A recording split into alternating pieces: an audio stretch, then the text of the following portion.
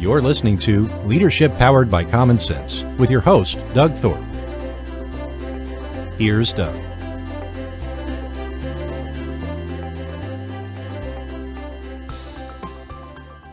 Hello again, everyone. This is Leadership Powered by Common Sense. I'm your host, Doug Thorpe, and I'm especially excited today. I've got somebody that I don't often call my guests celebrities, but in my book, my guest today is one. Her name is Carden. And if you're active at all on some of the professional sites on social media, Ann is a name that appears often, and she does some great work. So I'm very excited to get her to be on the show. Ann, welcome. Thank you so much, Doug. I appreciate that. Okay, I haven't been called a celebrity before, so thank you. Oh, for sure. Well, I'm not a celebrity, everyone. I'm not. So, Ann, as is a little bit custom, tell everybody your backstory a little bit about your journey through the business world and adult life and getting you to where you are today. Sure. Thank you. So I spent 13 years in corporate. I was in business management. I was in retail management, and I left that when I had kids and wanted to stay home and be a mom. But we started struggling financially. So I started looking for a way to make money, as we mostly do. And that was 32 years ago. So it was a long time ago. But I started a little business that turned into a global business, employing several people and basically running a manufacturing company out of my home. And I did that while I was able to raise my kids. So that was really a blessing to be able to do that. But that was before, we had the internet and all the stuff that we have today. So I had to build that global business the old fashioned way and run ads in international magazines and things like that. But I did that for 7 years, and then I sold that. And then I built 4 more businesses besides the one I'm in from the ground up. And eventually I sold all of those. So I've sold 5 of the previous businesses I built. And that's really what brought me into coaching. I, had success in business and made a lot of mistakes along the way. So I want to help people not do those things and fast forward their success. And that's really where my heart is today. So I mostly, though, work with coaches and consultants now to have successful businesses, because I feel like if I can help them have success, they can impact more people. And business owners and entrepreneurs need help. And they're what makes the whole world go round economically. And so I just have a passion and a heart to help them be successful so they can reach down and help other people. Yeah, that's phenomenal. And as many of us have done, those of us that are, I'll say it for me, I'm not going to speak to you. So I'm assuming you started all that when you were about 8 years old. So, right. Those of us that are a little longer in the tooth, we have experiences and journeys that we've been on and certainly didn't do it right at every turn. So that is a big part of what we try to do, is share with others some of the learnings that we've had so that they don't have to make the same mistake. And I love that basic premise. So tell us a little more about exactly what your firm does today. Yes. So today I really help coaches, consultants, professional service entrepreneurs build high-end businesses. So I really help them bring in those very high-end clients so they can have a simple business and a really high profit business. And that's a really key piece. More freedom, more money, but also making a great impact. So I really work at the high end. There are so many people out there that are working with clients at what I call the lower end. And so it's kind of blue ocean, really. I only know a couple of other people that even do what I do, and we're all very different. So I help them really, in a nutshell, package, market, sell, and then very, very high-end services, and then scale their business. And then they can add on other revenue streams and things like that. So really helping them get into 7 figures or even beyond is sort of the pitch, but from a high-end standpoint. Well, I know or I'm going to assume, in a bit of projection on my part, that you probably suffer the same challenge I do. When I put myself out there as an executive coach and a business advisor, the market is somewhat flooded with people that have hung out shingles saying they do that. And my perception is there's similarly a flooding of the market by people that say they can help people like me create, high ticket sales, high volume leads, or not high volume, but high quality leads and so forth.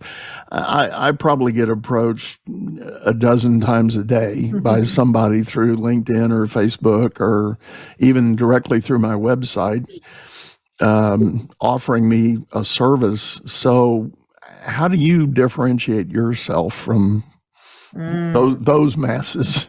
I love that question. So first of all, I am really about customizing strategies for what is going to work for my clients.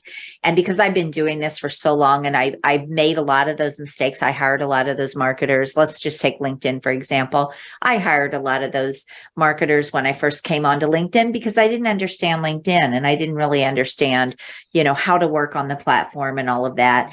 But one of the things that I've worked really hard on in my business is to really develop my skills so that I could be so much higher value to my clients. So when a client comes in to work with me, I look at what's going to be the best strategy for you to get clients. A good example, I have a client right now that just loves speaking. That's her thing. And so LinkedIn isn't, even though she's on LinkedIn and she's active on LinkedIn, it's not where she wants to spend all of her time trying to get clients. She wants to speak. So I help her develop a speaking strategy so that she has a consistent flow of business coming in. So, a strategy is making sure you're getting the end result that you want. And then what are the tactics and the system and everything to do that. So I help people put the system in place that is going to work for them. And that's where I'm very different. So many coaches and consultants out there, it's so cookie cutter. It's so rinse and repeat. I have invested hundreds of thousands of dollars into the coaching and consulting industry, which is why I wrote my book. I was so frustrated because I was so tired of it. Oh, build a Facebook group and do this. And now, spam everybody on LinkedIn. And no, you need to be on Instagram. You need to be doing this. And you need to do this. And here's what no one ever did. They did not look at Anne. They didn't look at who she was trying to work with. And this was even when I was working with small business owners. They didn't look at my expertise and all of the things that I could bring to the market and help me with the best marketing strategies. It was so cookie cutter. It was the same thing they were teaching everyone, that nothing that I wanted or that I was doing was even considered because they didn't know how to do that. They just didn't know how to do that. They learned one strategy and that's what they taught everybody. A good example of this, Doug, is I can think this was a lot of years ago, but I invested into a program where they convinced me. At that time, I was working with small business owners, a particular market, and they convinced me that my clients were on Facebook. My clients were absolutely on Facebook. And I kept saying, I think they're on Facebook, but I think startups are on Facebook. I don't think the bigger businesses that I'm trying to reach are, yes, they are. Well, of course, it was a salesperson, right? So I invested a lot of money. I wrote the check for a lot of money in this program. And of course, my clients were not, their strategies did not work because it wasn't the right fit for my business. And there were a lot of people, actually, when I was in that program, they were making millions of dollars and they were bringing in a lot of people into their program. So on the outside, they were having a lot of success, but there were a lot of people trying to get their money back. And I heard later from someone that they had a 50% return rate. And the reason for that is because they pushed people into something because they did not know. They didn't know. So that happens. So what makes me very, very different is I look at individually, who are you trying to target? How do you want to reach them? What is your sort of sweet spot there? And, what's going to be the best strategy for that to work? And that's the strategy that I help my clients with. And that is different for all of my clients. I've got multiple ways that I can help them reach their clients, multiple ways. It's not just one size fits all. And marketing is only one piece of what I do with people. But yeah, you have to have the right strategy. Well, I too have had similar experiences in the early days of my practice, getting kind of lured in and gone through the logic argument of why a certain program is good. And it's funny you mentioned Facebook. I had this same experience. I got plugged into a guy who knew the absolute best way. And so I signed up and wrote big checks and went to a 3-day workshop. And it was only the third day that we finally started kind of sharing across the panel of all the attendees in the class of what we did and how we did it. And I'm scratching my head because half of the people that showed up were supposed alumni of this program. But what they were doing in their business was basically copying this guru's model and selling the same thing to another group. And I said, that's not what I do, and that's not what I'm here for. Right. You know? Right. I'm not going to defer from my executive coaching and business advisory work and go start selling Facebook strategies to other coaches. Right. That's not what I'm going to do. You Right. know? And if you're telling me that's where the money is, well, guess what? You didn't listen at all. That's the problem. Well, they don't know any other way. And to me, that's all then about making money, right? You're not caring about the people that you're helping or serving. But most of them, so many people out there really are, this sounds so bad, but I call them one-trick ponies because I don't think they really understand how to build a business. They know how to do a strategy. And you can make millions of dollars from a strategy, but heaven forbid if you should ever get shut down on that platform or something happens, and that's all you know how to do, or that's all you're even teaching people to do. That's not teaching people how to build a business, in my opinion. Right. You have to understand business. So, a good example, I got shut down on Facebook a few years back, right before the pandemic. I was very active. I was making a lot of money on Facebook because, I'm working with coaches and consultants and they're on there, but I was having a lot of success and my account got hacked and I lost everything, like literally overnight. It was all gone. Everything I'd spent, a few years building up and putting money into and time and effort. And it was the biggest frustration ever. I was so mad. I was so annoyed by the whole thing, but my business didn't really skip a beat because I wasn't dependent on Facebook for my business. It was just one place. I had an email list. I knew how to go get clients. I speak, I do other things. And so, even if I would have had to go back and start working with small business owners again, I knew how to do that. I knew how to build a business. So my business it was annoying and it took a little bit of a hit because I wasn't getting the Facebook business, but my business was still going and it was still sustainable and I was still doing well. And I fear for people that don't really understand how to do that. Yeah. And you're right. And I think that's the challenge and what a business owner who is truly trying to build a business, what they need to understand is anything with any of the social media platforms is just a tool. It's not a strategy. Exactly. It's not a business. Exactly. And unless you're somebody that wants to be in the business of churning the bank by making other people give you that one-time payment of something, that perhaps is a different business model for some, but I think if you're really trying to help make a difference in the world, that's not a business. Right. And the other thing too, but that's also one of the things that sets me apart. I'm a real business coach that understands marketing and knows how to market and knows how to close sales and knows how to scale a business. And a lot of them don't. They know that one thing. So to me, that's not even a business coach. If you only know a strategy, you're more of a marketing coach to me than you are a business coach. So right. Yeah. So I'm an A to Z. I like to say I'm an A to Z approach. I'm not a one trick pony. I know how to do, like a lot of my clients, like I said, they're doing different things. They're still coaches and consultants, but they're doing different things. Their businesses are not all the same, and I'm helping them with whatever they need. And even in my mastermind groups, they're all still doing the same thing, but they're all working towards the same goals. And, they all have their own marketing strategies, but they're relevant to everyone. So, Right. Yeah, Right. Big difference. Well, and I'm inferring here, and I'll ask you the question. So, a lot of small businesses that I run into, the owner no doubt has a great idea, but they really struggle with articulating their brand and their ultimately their value proposition to the market. And I'm taking you help in that area. Absolutely. It's a big piece of what I do. Yeah. Because I can't, if I'm helping people with their marketing or bringing in those really high-end, high-value clients, I can't even put a marketing strategy in place until we get that foundational piece.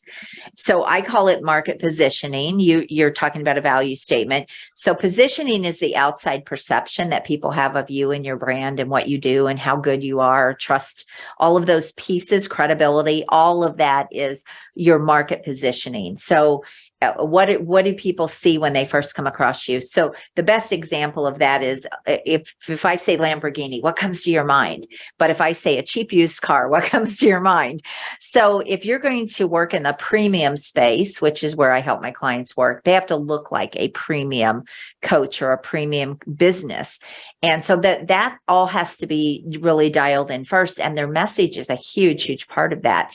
If their message is not on point, they're going to attract the wrong people, and they're not going to get the traction in their marketing that they can. But when their message is on point, I mean, a good example of this is I've helped people that are out there doing a lot of stuff and they have a lot of good stuff going on, but their message is off for their market. So when I help them fix that, it's like almost instant that they start instantly that they start getting traction and things start happening. Like now they're getting response because we get very clear on what their market wants and what the problems are of their market, who those people are that can afford those services, and we dial in the right message for that. And a good example of this is I have a client right now that I'm working with in the corporate space. And we created a message where he actually reached out to some people by email. He built just a small list of 100 people, and he started reaching out with the message, and he sent 15 emails and he had 8 corporate calls booked. And that was because his message was relevant to what their needs were. And that's the power of the right marketing. Yeah. And, to your point, I think aligning with the wrong service provider to help with this will really cost you time and money. And I'm thinking of a story of a business here locally. And again, for the listeners, I'm in the Houston area. So in 2017, we had this little event called Hurricane Harvey, and we got 52 inches of rain and massive flooding everywhere. Well, there was a company that was a specialist in water damage restoration of your home. Well, water damage restoration, you ask yourself the question, okay, when does that happen? Well, in 2017, the thing on everybody's mind was flooding, right, because of the storm. And he was engaged with a marketing company at the time who just kind of jumped on that and really pushed it out. Well, Harvey came and went, the floodwaters went away, and life got back to sort of normal. But that was still the messaging. If there's a flood, so they didn't change it. Yeah, not relevant. Like, well, no, you can have water damage when a pipe breaks, right? Or there's another kind of leak in your house. And he fired the old marketing company, got a new one who quickly identified that as the weakness. They changed just a little bit of messaging on his website and in his material, and his phone started ringing off. I know, started ringing again. Yes. That's a perfect example too of what happens when people don't have the right thing dialed in. Yes. Right. So, Harvey type flooding was just the anomaly and the proverbial 100-year event. But you can have a pipe break at any time. Right. That's So, right.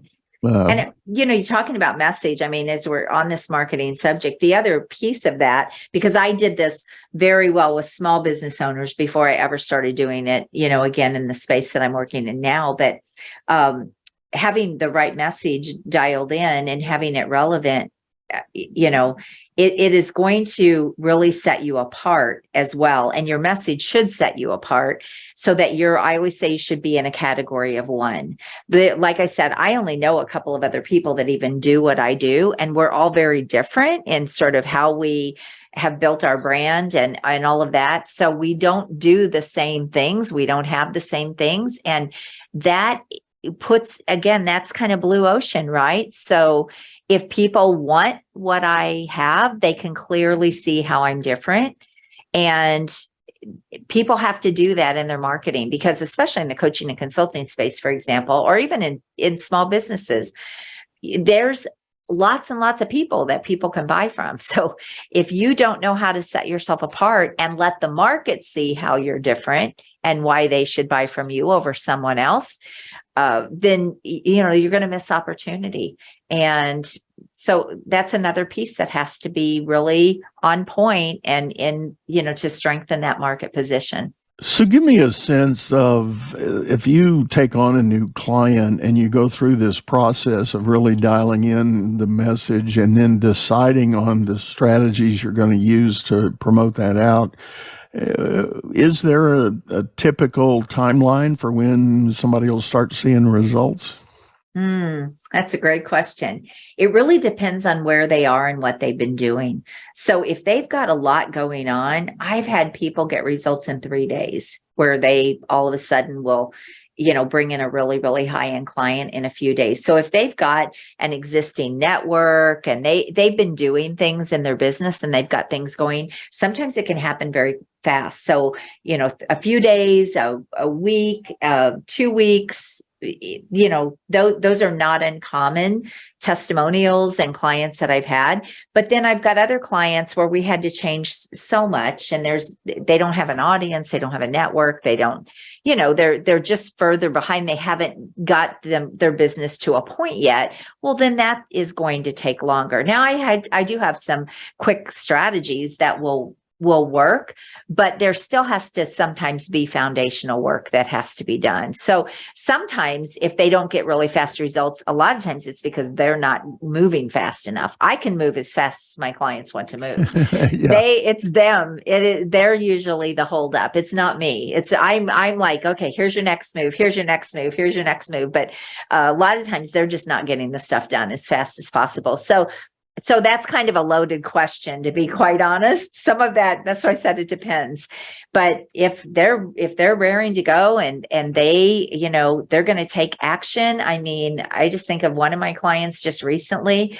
We restructured her whole business model and how she was selling herself and her services. She worked really hard. I only worked with her 8 weeks. She worked really, really hard, and she brought in 3 very high-end cash clients in the 8 weeks that we worked together. And she was, keeping those clients on the back end for tens of thousands of dollars. So it was a game changer and life changing for her. So it just depends on the person and where they're at. Yeah. Is there a true typical client? I mean, I know you said coaches and high end and all that, but is there a specific avatar that you try to target? I love to work in the B2B and professional space. So and I do have clients that are mindset coaches or stress coaches or whatever, but I typically move them into the B2B or the professional space, into corporate, if they're not doing that, because I'm helping them get high-end clients. And because a lot of what we do is on LinkedIn, and they're wanting to speak, and they're wanting, I really elevate their brand and all of that. That works the best. Those are the people that I can help the most. I'm not as, I don't love the build a Facebook group, even though I know how to do that. I did it very successfully, and I don't love that model. And so typically the people that you find in that model are the marketers that are trying to sell the coaches, and you're finding coaches that are like selling energy and mindset. And it just isn't it's just not what I love. I love business. I love the business side of things. I feel like that is my sweet spot. That's what I know best. That being said, if they're not working in corporate or they're not working with businesses and there is an opportunity for them to do that because they're very good at what they do, I move them into that space so they can get those bigger fees and they can get paid what they deserve to be paid. And there's a need for those services. Well, you've alluded to your mastermind groups. Talk to us a little bit about that. What do you have going on there with them? Yeah, so I really work in two main ways in my business. So I obviously have my private clients, and I have a lot of ways that I can work with them. But then you have to scale, right? You have to be able to keep helping clients. But what a lot of people do is they start a group program, and I don't teach that model because a lot of group coaching programs are on the lower end. So maybe you're getting $1,000 on the high end from a client, $1,000 a month. I teach a much higher level model. So this would be really a step up. And this is more about getting those higher value clients and getting those much bigger fees. So masterminds that could be, $25,000, $50,000, $100,000, or even more, depending on who your market is. So that's more the area, the arena that we play in. But there are some things that have to be done if you're going to get $50,000 mastermind clients. There are some details and some differences in that and coaching, like a group coaching. One thing in particular is that very high level clients don't want to be with 50 other people. So that's the first thing, is it's got to be you have to think more about the client experience, but it also needs to be very high touch. So it's a different model, but it's still a very leveraged model. So yes, I run high-end masterminds and I teach people how to run those as well. So you have to build the value up. You have to make sure you really understand the market for that and what you're going to deliver in that mastermind. And then you keep those at a minimal amount of people. So I only put 6 per mastermind in my group, and I run multiple groups, but I only work with them a few hours a month. I mean, they have access to me in between, and they do get some private time with me when they want to book a call. They get so many private calls a year with me, and they're longer engagements. So I'm helping them scale to, $500,000, $1 million or even more.